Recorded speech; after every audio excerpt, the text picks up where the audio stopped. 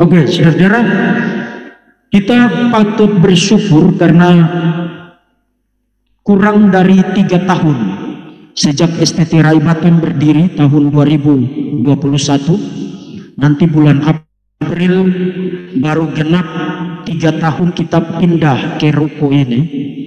Kemudian nanti bulan September baru kita genap 3 tahun memulai tahun akademik di STT Rai Batam.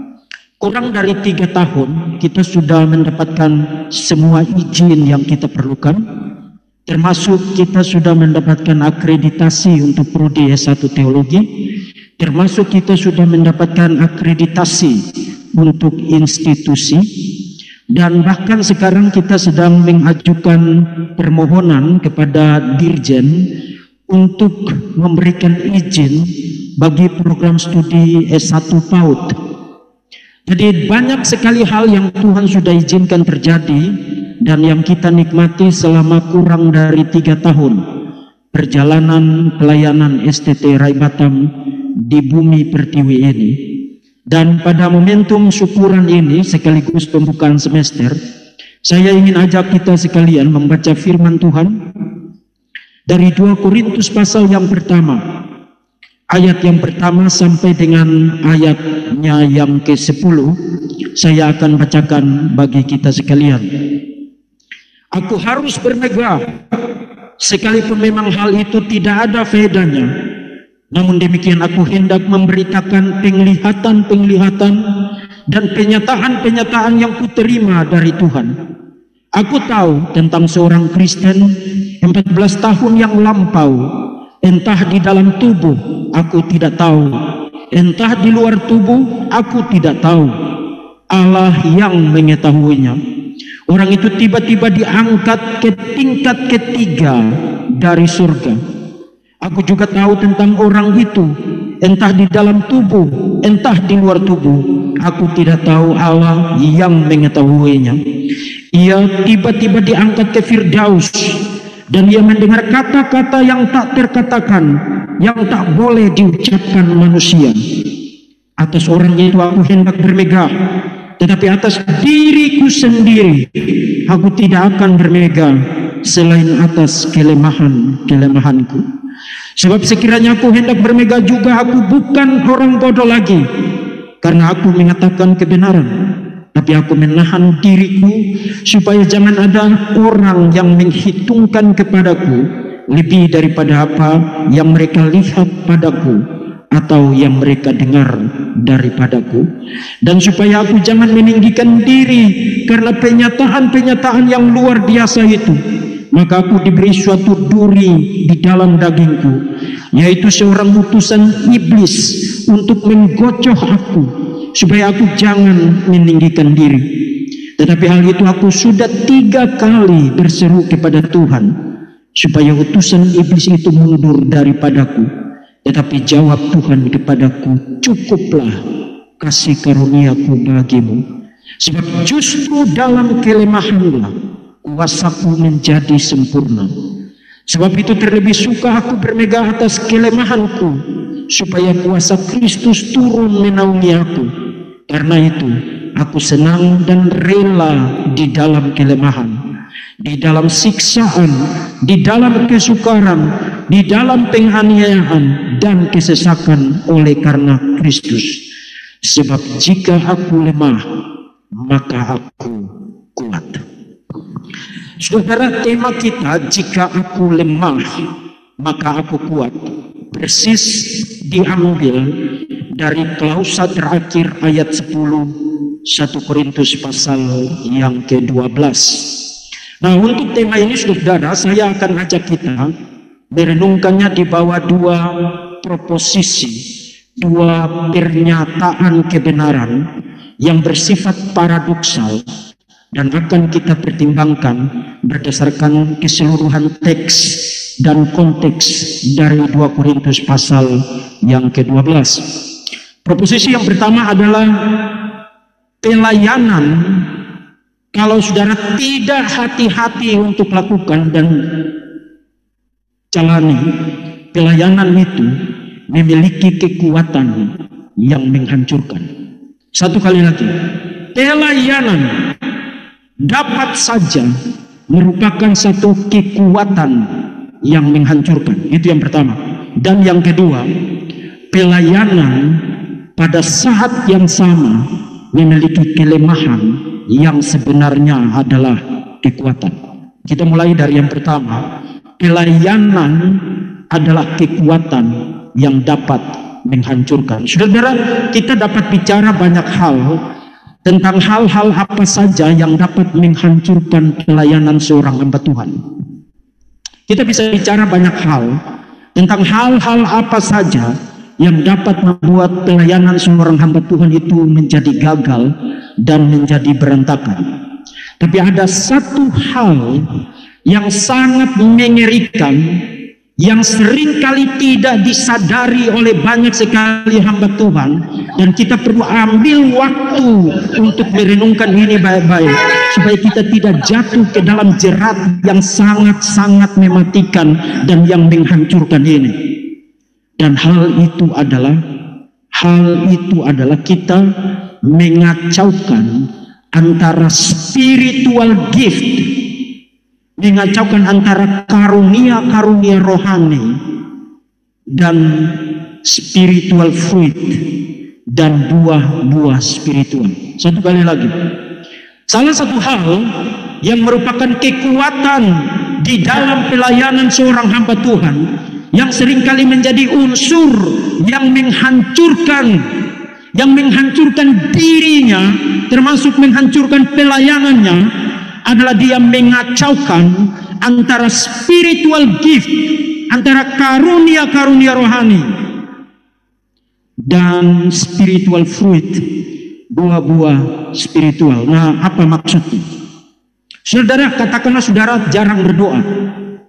Katakanlah saudara tidak pernah membangun hubungan yang dekat dengan Tuhan, meskipun saudara seorang hamba Tuhan. Dan banyak hamba Tuhan yang begitu, termasuk banyak mahasiswa teologi yang begitu.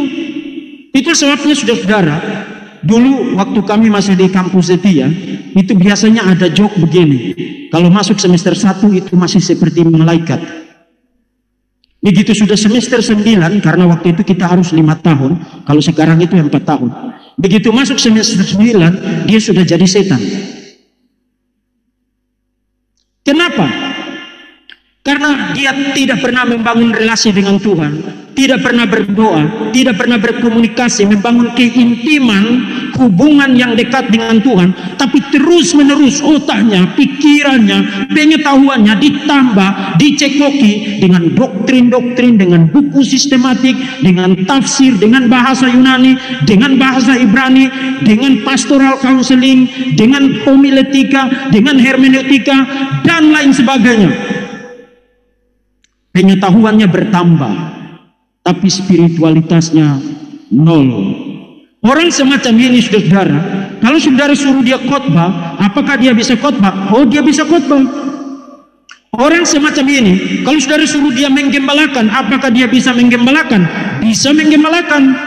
Orang semacam ini, kalau saudara suruh dia melakukan pastoral counseling, apakah dia secara skill bisa melakukan pastoral counseling? Bisa. Kenapa?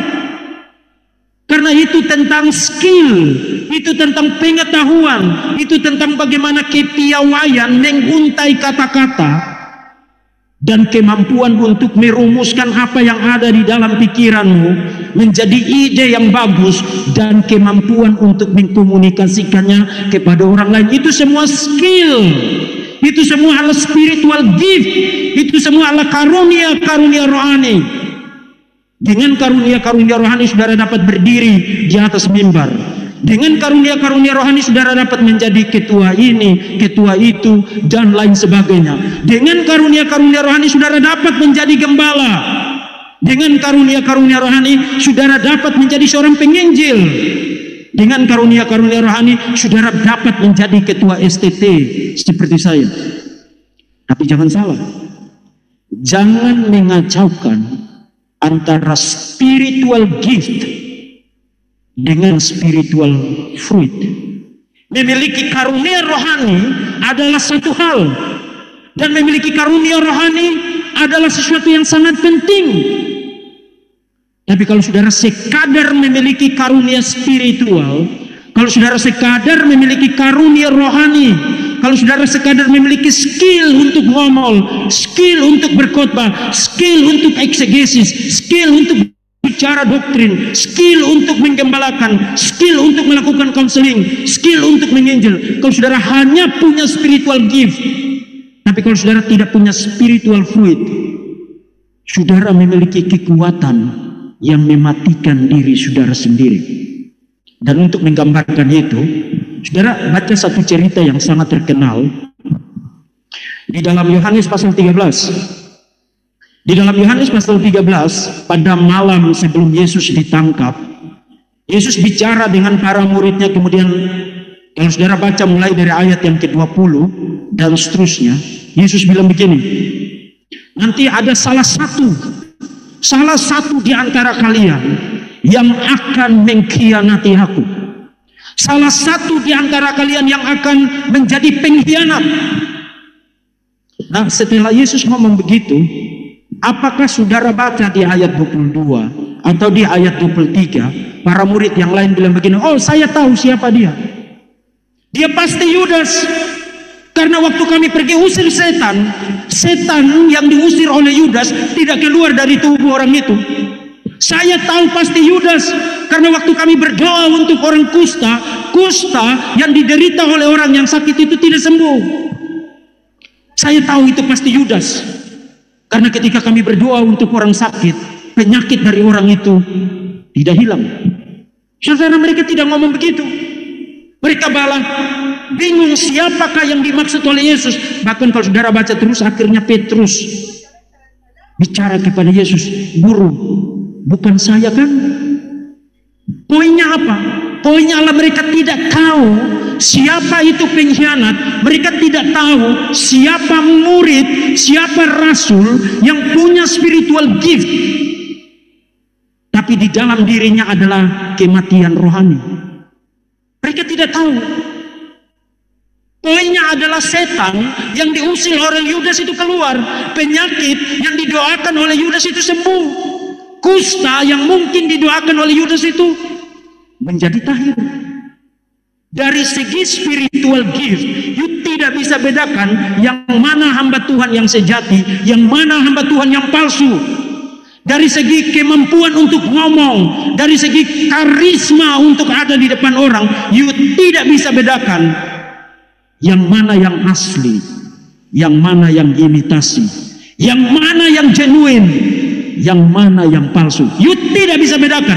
Saudara, kalau saudara tonton orang-orang yang punya kemampuan komunikasi yang baik, yang kemudian jadi hamba Tuhan, padahal tidak pernah belajar apa-apa, mereka bisa memukau banyak sekali orang. Dan orang-orang ini ajarannya tidak beres-beres, tapi karena kemampuan mereka untuk ngomong, karisma mereka, belum lagi ditambah dengan mereka pakai baju yang bagus, jas yang bersih, penampilan yang clean, yang bagus, yang kelihatannya bagus, memukau banyak orang. Spiritual giftnya number one. Tapi kalau saudara dengar mereka mengajarkan kebenaran firman Tuhan, yang saudara dengarkan adalah ajaran sesat demi ajaran sesat. Saudara bisa lihat mereka bikin thumbnail di YouTube atau bikin pengumuman flyer di media-media sosial sambil berdoa begini, kemudian matanya ditutup-tutup begini, memberi kesan seakan-akan spiritualitas yang sangat luar biasa mendalam. No, jangan membingungkan antara spiritual gift dengan spiritual fruit. Jangan mengkacaukan antara skill, karunia-karunia rohani dengan buah-buah spiritual. Jangan kacaukan itu. Karena pada momen Yesus bicara tentang pengkhianat, para murid tidak tahu siapa orangnya. Karena memang tidak ada tanda-tanda. Dari 12 rasul pertama yang dipilih oleh Yesus itu tidak ada tanda-tanda. Apakah memang Yudas si pengkhianat itu, atau salah satu di antara 11-nya yang lain? Mereka punya spiritual gift yang sama, mereka mendapatkan training yang sama, mereka mendapatkan pelatihan yang sama, dengarkan khotbah yang sama, dengarkan pengajaran yang sama, dan disertai dengan karunia-karunia rohani yang sama. Tapi Yesus bilang salah satu di antara kalian adalah pengkhianat. Itu sebabnya kalau saudara baca Jonathan Edwards. Jonathan Edwards menulis sebuah buku tentang charity and its fruit. Charity and its fruit. Dan mengatakan Yudas tidak pernah diselamatkan. Yudas tidak pernah diselamatkan meskipun ada operasi karunia-karunia rohani di dalam pelayanan. Jadi jangan mengkacaukan antara the operation of the spiritual gift, operasi pekerjaan karunia-karunia rohani di dalam pelayananmu. Jangan kacaukan itu dengan the operation of grace, pekerjaan anugerah yang menyelamatkan di dalam hidupmu. Nah saudara, kenapa kita perlu bicara ini? Karena Paulus pada saat menulis surat 2 Korintus ini juga berhadapan dengan para apostel, para rasul yang dia sebut sebagai super apostles. Para rasul yang super. Mereka mengklaim mereka punya surat rekomendasi. Artinya mereka punya koneksi, mereka punya dukungan, mereka diutus secara resmi, dan mereka mengklaim punya kemampuan retorika yang baik. Bahkan mereka bilang, Paulus itu kalau nulis surat kelihatan seperti singa. Tapi kalau berhadapan muka dengan muka, dia melempem seperti putri malu. Itu kira-kira gambaran tentang tuduhan mereka mengenai Paulus. Artinya Paulus itu kalau yuk ketemu dia secara langsung, dia tidak pintar ngomong. Dan bukan hanya itu, mereka juga bicara tentang penampilan mereka yang bagus-bagus itu. Mereka bilang Paulus itu tidak good looking. Lihat aja tampangnya, tidak menarik, tidak meyakinkan, tidak kelihatan seperti seorang rasul. Kami para rasul dapat rekomendasi, pintar ngomong, punya pengetahuan, dan kalau lihat tubuh kami gagah, berpenampilan yang baik, pakai baju yang bagus, dan sangat meyakinkan secara tampilan luar. Paulus didiskreditkan oleh orang-orang yang punya spiritual gift tapi tidak punya spiritual fruit. Dan itu sebabnya kalau saudara baca surat 2 Korintus, ini adalah surat yang sangat emosional. Paulus berulang kali bicara tentang kredensinya, bicara tentang genuinitasnya, keasliannya, kesejatiannya sebagai seorang rasul, tapi bukan dengan merujuk kepada hal-hal yang luar, outer life, yang dibanggakan oleh para rasul super itu.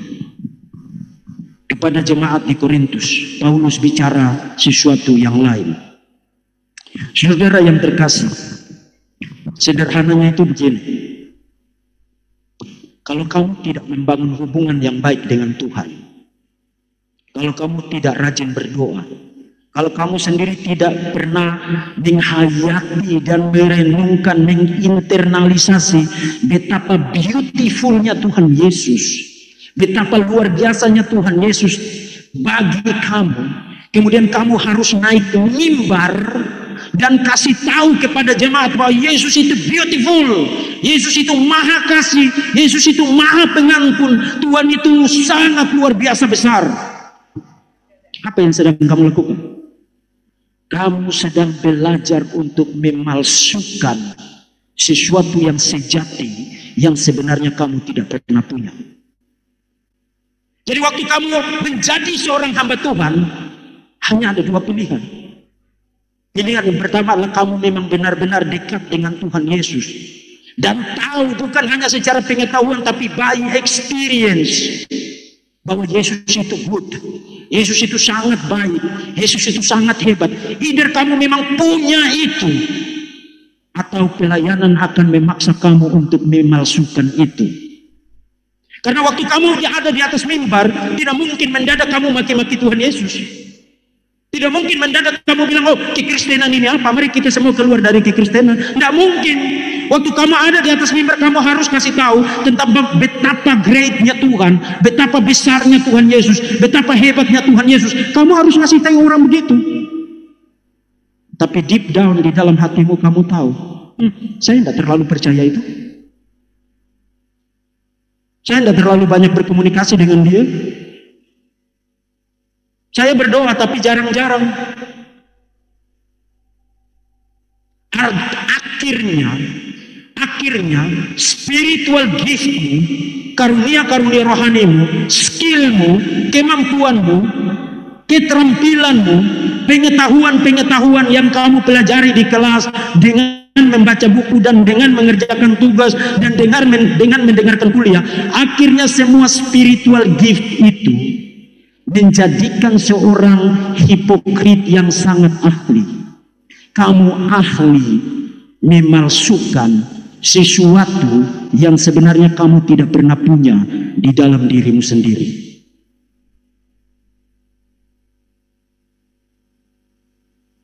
Orang-orang inilah yang dihadapi oleh Paulus pada saat dia menulis surat 2 Korintus. Mereka punya strength, yes. Mereka punya kekuatan, yes. Mereka punya skill, yes. Mereka punya spiritual gift, yes. Apa yang mereka tidak punya? Yang mereka tidak punya adalah the operation of grace, operasi kasih karunia. Yang mereka tidak punya adalah the spiritual fruits, buah-buah spiritual yang menandai kesejatian status seorang hamba Tuhan. Kalau kamu menjadi hamba Tuhan, hanya punya skill, hanya punya pengetahuan, hanya punya karunia-karunia rohani, tapi tidak punya buah-buah spiritual, tidak punya operasi kasih karunia yang menyelamatkan itu di dalam dirimu. Kalau kamu tidak punya itu, kamu memiliki kekuatan yang bukan hanya pada akhirnya menghancurkan hidup kamu, tapi akan menghancurkan jemaat. Satu kali lagi, kalau kamu melayani Tuhan, hanya punya karunia rohani, hanya punya skill, hanya punya pengetahuan, hanya punya kemampuan untuk ngomong yang bagus, hanya punya good looking, kalau hanya itu yang kamu punya kekuatan, tapi kekuatan itu adalah kehancuran. Kehancuran bagi dirimu sendiri dan kehancuran bagi orang-orang yang mendengarkan kamu. Saudara, ada seorang pengkhotbah besar di Inggris, lahir pada akhir abad ke-19. Dia baru meninggal tahun 1981, Martin Lloyd Jones. Martin Lloyd Jones satu kali berkhotbah kepada para calon dokter, karena dia sendiri juga seorang dokter, ya, dokter medis, bukan doktor tapi dokter. Dia juga seorang dokter, tapi kemudian dia menjadi hamba Tuhan, bahkan menjadi seorang teolog yang hebat. Dan di dalam khotbahnya itu dia cerita tentang percakapan para pendeta. Percakapan para pendeta yang sudah lanjut usia, dan mereka bercakap-cakap tentang ada seorang anak muda yang punya kemampuan khotbah yang bagus dan punya kemampuan retorika yang bagus. Dia tampaknya memiliki semua karunia rohani yang diperlukan oleh seorang hamba Tuhan untuk orang lain itu mau dengar dia. Sangat-sangat mengagumkan. Jadi mereka bertukar pikiran, berbincang-bincang tentang anak muda itu. Kemudian ada seorang pendeta yang sudah lanjut usia, ini menurut kata-kata Lloyd Jones, ada seorang pendeta yang sudah lanjut usia bilang begini, saya tidak yakin dia sudah pernah direndahkan oleh Tuhan. Saya tidak yakin dia pernah direndahkan oleh Tuhan. Bagaimana bisa seseorang itu tetap seperti semula ketika dia berjumpa langsung by experience dengan Tuhan? Nah, pernyataan itu mengantar kita kepada poin yang kedua. Pelayanan memiliki kelemahan yang sebenarnya adalah kekuatan. Jadi saudara harus hati-hati. Kalau saudara punya spiritual gift, puji Tuhan. Kalau saudara pintar, puji Tuhan. Dan memang saudara mesti pintar. Saudara jangan salah paham yang saya kasih tahu saudara tadi. Jangan pikir karena saya bilang begitu lalu kamu harus goblok semua. Pisau yang tajam itu bahaya, tapi tidak berarti karena pisau yang tajam bahaya maka kita pilih pisau yang tumpul dan berkarat, bukan? Betul bukan? Harus hati-hati dengan apa yang tadi saya bilang. Jangan sampai kamu 4 tahun belajar teologi, belajar eksegesis, belajar bahasa Yunani, belajar bahasa Ibrani, belajar teologi pastoral, belajar homiletika, dan lain sebagainya. Kamu punya spiritual gift, punya keterampilan, punya karisma untuk menarik minat banyak orang untuk dengar kamu. Tapi toh kamu hanya punya itu berarti kamu punya kekuatan. Tapi kekuatan itu adalah kehancuran bagi kamu. Nah, kita pindah kepada poin yang kedua. Pelayanan memiliki kelemahan, tapi sebenarnya kelemahan itu adalah kekuatan bagi seorang hamba Tuhan. Saudara, kalau saudara membaca bagaimana Paulus memberikan respons terhadap para lawannya yang mengkritik dia di dalam surat 2 Korintus. Saudara ingat tadi mereka boasting, mereka membanggakan apa? Mereka membanggakan mereka punya surat rekomendasi, mereka membanggakan mereka punya kemampuan retorika, mereka membanggakan mereka itu good looking. Di dalam dunia Romawi, Yunani Romawi itu salah satu hal yang biasanya orang bangga itu kalau dia punya badan yang kekar, badan yang bagus, good looking, itu menjadi salah satu alat untuk mereka membanggakan diri pada masa itu. Dan di dalam dunia Yunani Romawi, kamu tidak boleh cerita kelemahan kamu, nggak boleh, karena orang tidak akan hargai kamu. Kamu harus boasting, kamu harus bicara dengan penuh kebanggaan tentang pencapaian kamu, tentang prestasi kamu, tentang pengetahuan kamu, tentang kelebihan-kelebihan kamu. Tapi kamu tidak boleh bicara tentang kelemahan kamu. Begitu kamu bicara tentang kelemahan kamu, orang akan kamu bukan orang yang saya cari. Tapi kalau saudara baca surat 2 Korintus sebagai respons untuk membuktikan saya rasul yang sejati, saya hamba Tuhan yang sejati, Paulus tidak bicara tentang outer life-nya, hal-hal yang tampak di luar. Tapi kalau saudara baca, geser sedikit ke pasal 11, saudara mulai baca dari ayat 23 sampai dengan ayat 33, Paulus bicara tentang ini dia tandanya saya hamba Tuhan. Ini dia marksnya, ini dia sainsnya, ini dia tandanya saya rasul yang sejati. Kalau saudara mulai baca dari ayat yang ke-23, apa yang dia daftarkan di situ? Oh, saya punya mobil Mercy, saya punya apartemen 10, saya punya gedung bertingkat, saya punya gelar ini dan gelar itu. Tidak, bukan itu yang dibicarakan Paulus sebagai bukti dia hamba Tuhan yang sejati. Ayat 23 dan seterusnya, apakah mereka pelayan Kristus? Aku berkata seperti orang gila, aku lebih banyak berjerih lelah, lebih sering di dalam penjara, didera di luar batas, kerap kali dalam bahaya maut, 5 kali aku disesah, artinya dicambuk orang Yahudi, setiap kali 40 kurang 1 pukulan, 3 kali aku didera, 1 kali aku dilempari dengan batu, 3 kali mengalami karam kapal, sehari semalam aku terkatung-katung di tengah laut. Dalam perjalanan aku sering diancam bahaya banjir, bahaya penyamun, bahaya dari orang-orang Yahudi dan dari pihak orang-orang bukan Yahudi, bahaya di kota, bahaya di padang gurun, bahaya di tengah laut, bahaya di pihak saudara-saudara palsu. Aku banyak berjerih lelah dan bekerja berat. Kerap kali aku tidak tidur, aku lapar dan dahaga. Kerap kali aku berpuasa bukan karena dia pengen puasa, tapi karena memang tidak ada makanan. Kerap kali aku berpuasa, kedinginan dan tanpa pakaian. Dan dengan tidak menyebut banyak hal yang lain, urusanku sehari-hari yaitu untuk memelihara semua jemaat.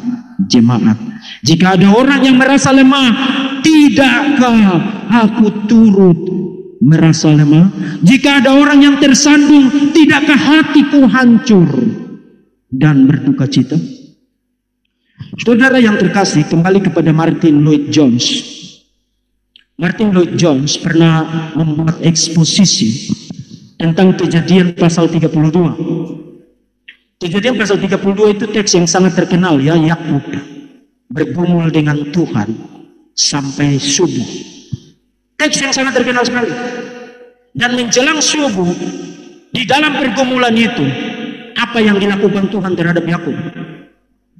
Tuhan memukul pangkal pahanya dan seterusnya seumur hidup Yakub berjalan dengan pincang.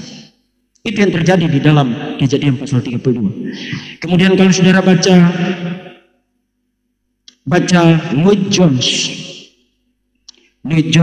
mengatakan,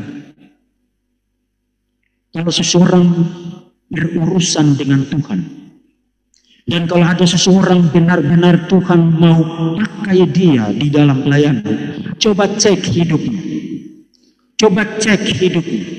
Selalu ada lemming. Lemming itu berarti sesuatu yang timpang. Dia pakai istilah mengenai kejadian Yakub di tepi sungai Yabok. Selalu ada sesuatu yang pincang di dalam hidupnya. Yakub seorang penipu. Dan ketika Tuhan mau pakai dia, Tuhan bikin kakinya pincang. Paulus seorang rasul yang sangat besar. Saudara baca di dalam pasal 12. Seorang rasul yang sangat besar, bahkan mendapatkan pewahyuan, penyataan yang sangat luar biasa. Diangkat ke surga, mendengar perkataan-perkataan yang tidak terkatakan, tidak terucapkan oleh manusia. Pengalaman yang sangat spektakuler, pengetahuan yang sangat luar biasa dalam terhadap firman Tuhan. Itu Paulus. Tapi Paulus diberikan duri di dalam daging. Nah, banyak orang berdebat duri di dalam daging itu artinya apa? Ada yang mengatakan, oh itu sakit mata. Misalnya F.F. Bruce mengatakan itu bicara tentang sakit mata, karena Paulus pernah melihat di Damsyik itu cahaya yang sangat tajam sekali, kena matanya, jadi matanya rusak. Ada yang mengatakan, oh itu mungkin sakit malaria yang terus menerus, karena di dalam perjalanan misinya dia selalu melewati hutan-hutan dan tinggal di hutan, tidur di hutan, seperti yang tadi dia bilang, seringkali kebanjiran dan lain sebagainya. Dia kena penyakit malaria yang tidak sembuh-sembuh. Ada yang mengatakan, oh itu bukan penyakit. Duri di dalam daging adalah para lawan Paulus di dalam surat 2 Korintus. Jadi duri di dalam daging itu bukan penyakit, tapi adalah para musuhnya, para oponennya, orang-orang yang mengkritik, mengecam Paulus di dalam surat 2 Korintus. Bahkan itu pandangan yang sebenarnya berasal dari seorang bapak gereja bernama Yohanes Chrysostomus. Tapi saudara, sudah ada satu studi terbaru tahun 2023, baru 1 tahun yang lalu. Buku itu terbit persis bulan Februari tahun 2023 dari seorang profesor perjanjian baru namanya Kenneth Berding. Kenneth Berding mempublikasikan buku tahun 2023, judulnya Paul's Thorn in the Flesh, New Clues for an Old Problem. Duri Paulus di dalam daging, clue-clue terbaru untuk masalah yang lama. Dan di dalam buku itu Berding membuktikan sebenarnya memang itu sesuatu yang tampak di dalam tubuh Paulus, karena dia melakukan studi tentang istilah duri dan berbagai macam istilah yang digunakan Paulus di dalam 2 Korintus pasal 12 itu, dan mendapati bahwa istilah-istilah itu digunakan di dalam konteks magic pada abad pertama. Jadi kalau saudara pernah nonton film-film tentang dukun-dukun itu, kalau orang mau santet orang, dia pakai paku atau dia pakai duri tertentu, kemudian ada boneka, kemudian dia tusuk-tusuk. Nah, di Timur Tengah pada masa itu ada satu tumbuhan, dan dia ada fotonya juga. Ada satu tumbuhan yang durinya cukup besar. Jadi kalau kita membaca duri di situ, kita membayangkan seperti pecahan kayu yang masuk ke dalam jari kita, dan itu kecil sekali, bukan? Tapi bukan itu yang dimaksudkan Paulus. Bukan duri seperti itu yang dimaksudkan Paulus. Ada satu tumbuhan dengan duri yang cukup besar, mungkin sebesar ibu jari. Dan pada masa itu, kalau orang mau melakukan black magic, dia mau santet seseorang, dia akan ambil duri tumbuhan itu, kemudian dia baca mantra-mantra tertentu, kemudian dia tusuk ke boneka. Dan itu bahkan ada penemuan arkeologisnya. Alat-alat perdukunan semacam itu, alat santet semacam itu ditemukan banyak sekali dari abad pertama. Jadi kalau dia mau santet orang, dia ambil duri dari tumbuhan itu, kemudian dia tusuk. dia tusuk ke patung atau dia tusuk ke boneka yang mereplikasi tubuh dari orang yang dia mau santet. Dan begitu dia tusuk duri itu, mendadak akan ada perubahan, akan ada tanda-tanda yang bersifat fisikal, apakah di wajah orang itu, apakah di keningnya, atau di bagian lain yang kelihatan di wajah orang itu. Nah, Kenneth Berding tidak mengatakan bahwa kalau begitu Paulus kena santet. Bukan itu yang dia maksudkan. Bukan itu yang dia maksudkan. Tapi Kenneth Berding mengatakan ada sesuatu di wajah Paulus, ada sesuatu di muka Paulus yang kalau orang pada masa itu lihat, mereka akan bilang orang ini kena santet. Ada tanda-tanda fisikal di wajah Paulus yang kalau orang pada masa itu, orang di Korintus atau orang di Galatia atau orang di Tesalonika atau orang di Efesus atau di kota-kota Greco-Roman pada masa itu, kalau mereka lihat wajah Paulus, mereka akan bilang, ini orang kena santet. Dan sangat mungkin mereka menggunakan itu untuk ngasih tahu kepada jemaat di Korintus, jangan percaya Paulus. Coba lihat mukanya. Coba lihat mukanya. Itu muka orang kena santet. Bagaimana mungkin dia seorang rasul kalau dia kena santet? Itu studi dari Kenneth Berding. Nah, Kenneth Berding tidak membuat kesimpulan yang pasti mengenai studi itu, tapi kalau itu benar, berarti ada sesuatu di dalam tubuh Paulus, di dalam diri Paulus, pada tubuh Paulus, dan itu kelihatan, dan itu seringkali menjadi bahan untuk orang jadikan ini orang bukan hamba Tuhan sejati. Coba lihat mukanya, coba lihat tubuhnya, itu tanda orang kena santet. Nah, tidak berarti Paulus kena santet, tapi mereka mencoba mendiskreditkan reputasi Paulus dengan menjadikan tampilan fisikal Paulus sebagai sesuatu untuk mencela pelayanan Paulus. Dan sangat mungkin inilah yang Paulus lakukan. Tuhan, angkat ini dari saya. Ini trouble banget buat saya. Kemana saya pergi orang selalu bilang orang ini kena santet. Kemana saya pergi orang selalu bilang saya kena santet. Dan kalau saudara baca teks yang tadi, Tuhan bilang apa? Cukuplah kasih karuniaku, sebab di dalam kelemahanlah kuasaku menjadi sempurna.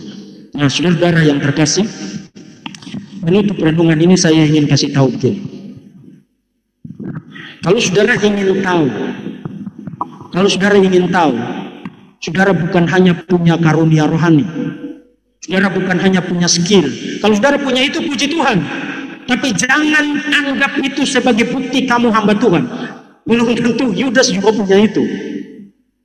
Orang-orang yang nyerang Paulus juga mereka punya itu. Malah mereka hebat sekali, lebih hebat dari kita semua.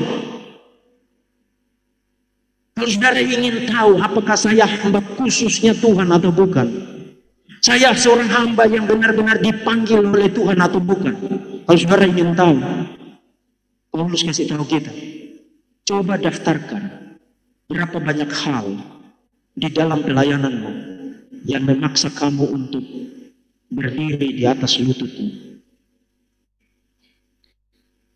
Karena itu tidak bisa dipalsukan. Kalau kamu bukan hamba Kristus, hamba khususnya Tuhan, yang dipanggil secara khusus untuk menjadi hamba Tuhan, begitu ada kesulitan, begitu ada kekurangan, tidak ada uang itu, untuk ini itu, apa yang akan kamu lakukan? Meninggalkan pelayanan. Kamu tidak bisa memalsukan daya tahan untuk tetap setia kepada Tuhan meskipun bertubi-tubi kesulitan, bahkan kesulitan yang permanen, seperti yang dialami oleh Paulus semasa dia hidup. Coba hitung berapa banyak hal di dalam pelayananmu semasa kamu merasa dipanggil untuk menjadi hamba khususnya Tuhan. Coba hitung, coba ingat berapa banyak hal yang Tuhan izinkan kamu alami memaksa kamu untuk terus-menerus berlutut di hadapan Tuhan.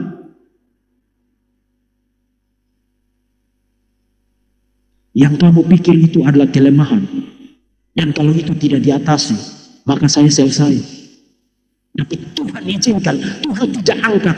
Bahkan Tuhan bilang, hidup dengan itu. Karena di dalam kelemahan-kelemahan itu, kasih karuniaku menjadi sempurna bagi kamu. Coba lihat kepada dirimu sendiri. Berapa banyak hal yang menurut kamu adalah satu lemming, satu ketimpangan yang permanen di dalam dirimu, yang Tuhan taruh dan Tuhan tidak angkat, dan itu terus menerus menjadi trouble buat kamu di dalam pelayanan. Waktu orang lihat itu, mereka bilang, kamu bukan hamba Tuhan, kamu punya ini.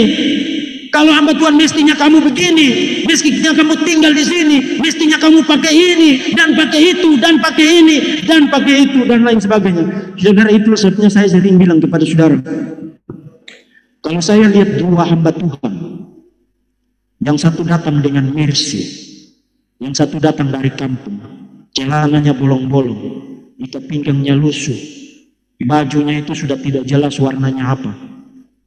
Kalau saudara tanya saya, yang mana yang mungkin hamba Tuhan? Saudara sudah tahu jawabannya. Saudara sudah tahu jawabannya. Karena itu tidak bisa dipalsukan. Saudara, kalau saudara pergi ke daerah, Desember kemarin saya pergi ke Mamuju, kemudian pergi ke Kalimantan Barat. Kalau saudara pergi ke daerah, saudara lihat hamba Tuhan di sana. Saudara untuk sampai ke mereka aja, saudara perlu naik motor sampai tulang belakang saudara tuh rasanya mau patah. Dan begitu saudara sampai di sana, yang saudara lihat mereka bersemangat sambut saudara, mempersiapkan jemaat. Ini hamba Tuhan datang, mari kita dengar firman Tuhan, mari kita dengar khotbah. Dan begitu saudara tanya, Pak, sudah berapa lama di sini? Ada yang bilang 17 tahun, ada yang bilang 22 tahun, ada yang bilang saya sudah 30 tahun. Kamu tidak bisa memalsukan itu. Berapa banyak hal di dalam pelayananmu yang dianggap orang bukan sebagai kegemilangan, bukan sebagai tanda-tanda hamba Tuhan yang terhormat, tapi Tuhan izinkan itu terjadi dan memaksamu untuk tiap saat harus berlutut, hidup dengan air mata, hidup dengan beban, tapi kamu tidak bisa keluar, kamu tidak bisa pergi, kamu tetap stay di situ. Kalau kamu punya hal-hal itu, kamu adalah hamba Tuhan yang sejati. Karena hamba Tuhan yang sejati selalu punya kelemahan, bukan dosa ya, tapi kelemahan yang adalah sumber kekuatan. Dan itu yang kita pelajari dari Rasul Paulus. Mari kita berdoa. Terima kasih Tuhan Yesus, kami bersyukur untuk firman-Mu. Terima kasih Engkau mengajar kami supaya kami tidak tertipu dengan penampilan luar. Kami tidak tertipu dengan hal-hal yang kelihatan dari luar.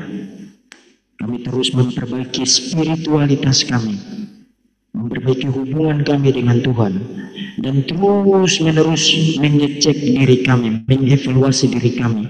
Apakah kami sudah dekat dengan Tuhan? Apakah kami hamba khususnya Tuhan atau bukan? Dan kalau ada kesulitan-kesulitan yang kami hadapi, Tuhan tolong kami, supaya kami seperti Rasul Paulus, melihat itu sebagai satu kelemahan yang di dalamnya kasih karunia Tuhan, anugerah Tuhan cukup bagi kami. Terima kasih Tuhan Yesus, kami bersyukur atas firman-Mu. Amin.